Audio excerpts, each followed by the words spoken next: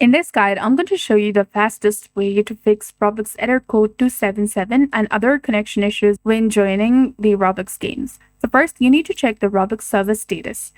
Ensure that the Roblox servers are operational. Connection problems can occur if the servers are down. So you can search for Roblox status online or Roblox status page. You can also go to downdetector.com directly and look for recent connectivity issues with the Roblox. If there are any reported problems, you'll need to wait for Roblox to resolve them. You can also try changing the DNS servers. If Roblox servers are up and you're still experiencing the error, go to the Windows search bar and type in network connections.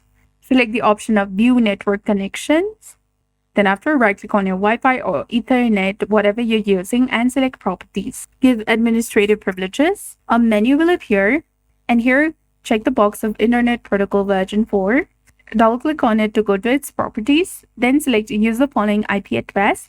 And in the preferred DNS server section, enter 8888, and in alternate DNS server, enter 8844.